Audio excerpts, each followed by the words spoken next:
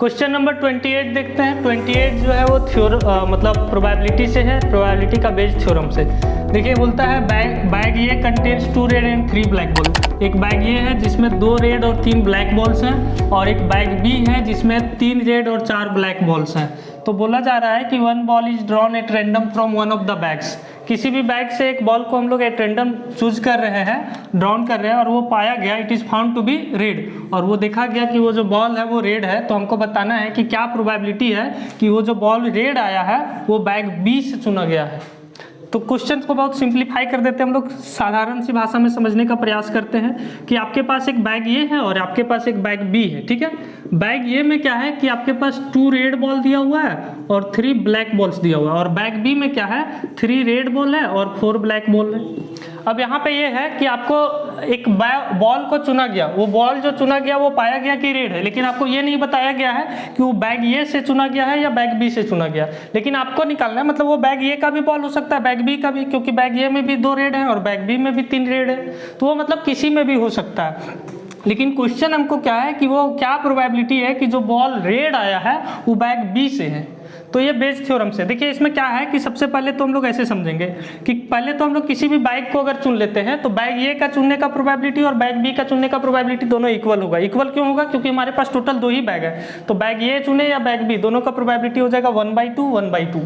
Bag ए चुनने के बाद अगर इसमें हम लोग रेड चुनने की प्रोबेबिलिटी की बात करें तो इसमें 2 रेड है, टोटल 5 बॉल है, तो ये हो जाएगा 2/5 रेड चुनने का, और इसका प्रोबेबिलिटी रेड चुनने का हो जाएगा बैग बी में 3/7।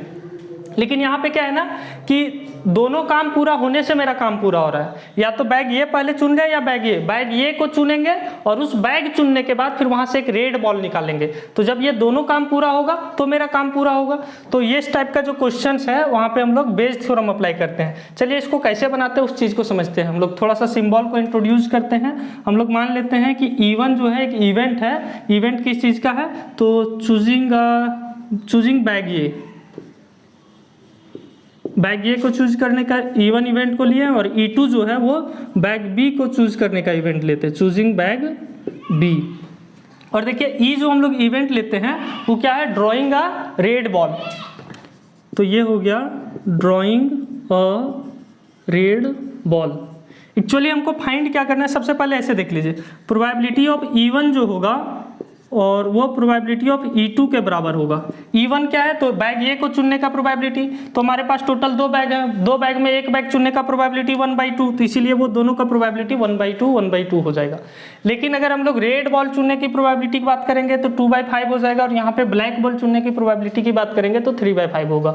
अब यहाँ पे क्या है ना कि मल्टीप्लीकेशन रूल आप लोग पढ़ चुके हैं, जब 2 या 2 से अधिक काम रहता है और सारा काम पूरा होने से मेरा जब पूरा काम होता है तो वहाँ पे हम लोग मल्टीप्लीकेशन लॉ को अप्लाई करते हैं। यहाँ पे भी कुछ ऐसा ही सिनेरियो बनेगा बेस थ्योरम का। तो हम लोग को जो फाइंड करना है वो है प्रोबेबिलिटी ऑफ E2/E। कहने का मतलब क्या है कि it is given that the drawn ball is red. ये दिया हुआ है कि ड्रॉन बॉल रेड है, तो क्या प्रोबेबिलिटी है कि वो रेड बॉल जो है वो बैग 2 से चुना हुआ है। इसका मतलब ये हो गया कि हमको निकालना है कि बैग 2 से चुनने का क्या प्रोबेबिलिटी होगा, जब हमको पता है कि वो रेड बॉल है। इसका मतलब पहले बैग 2 को चुनने का प्रोबेबिलिटी हम लोग निकालेंगे और उसको जो है मल्टीप्लाई करेंगे रेड आने का प्रोबेबिलिटी फ्रॉम बैग 2, और इसको टोटल से भागा दे देंगे। कहने का मतलब यह हो गया कि probability of choosing bag B it is, और फिर यहाँ पे हो जाएगा probability of drawing red ball from bag B, और इसको टोटल से भागा दे देंगे। तो ये हो जाएगा probability of choosing bag A into probability of drawing red ball from bag A plus probability of choosing bag B into probability of drawing red ball from bag B. तो इसको हम लोग को वैल्यू फाइंड करना है। तो यहाँ पे आते हैं हम लोग, तो probability of drawing second ball या red ball from bag B, इसका प्रोबेबिलिटी निकालना है। तो प्रोबेबिलिटी ऑफ E2 कितना हो जाएगा? प्रोबेबिलिटी ऑफ E2 मतलब चूजिंग बैग बी, तो इसका वैल्यू हो गया 1/2 into probability of drawing a red ball from bag B. यहाँ पे क्या है कि रेड बॉल को ड्रॉ करना है फ्रॉम बैग बी, तो रेड बॉल को बैग बी से जब आप ड्रॉ कीजिएगा तो इसका वैल्यू हो जाएगा 3/7, क्योंकि यहाँ पे हमारे पास 3 रेड बॉल है और टोटल 7 बॉल है बैग बी में, divided by probability of E1 मतलब बैग ए चुनने का प्रोबेबिलिटी 1/2 होगा इंटू प्रोबेबिलिटी ऑफ E/E1 मतलब drawing red ball from bag A. तो देखिए बैग ए से रेड बॉल ड्रॉ करने का प्रोबेबिलिटी कितना होगा? 2/5, तो ये हो गया 2/5 प्लस उसी प्रकार ये वाला वैल्यू तो हम लोग यहाँ से निकाल चुके हैं कि बैग बी चुनने का प्रोबेबिलिटी 1/2 और बैग बी से रेड बॉल चुनने का प्रोबेबिलिटी हो जाएगा 3/7। तो इसका वैल्यू हो जाएगा 3 1 जा 3 divided by 14 whole divided by 2 2 cancel हो गया तो यहाँ पे बचेगा 1/5 प्लस ये हो जाएगा 3 1 जा 3/14। हम लोग इसको सॉल्व कर सकते हैं।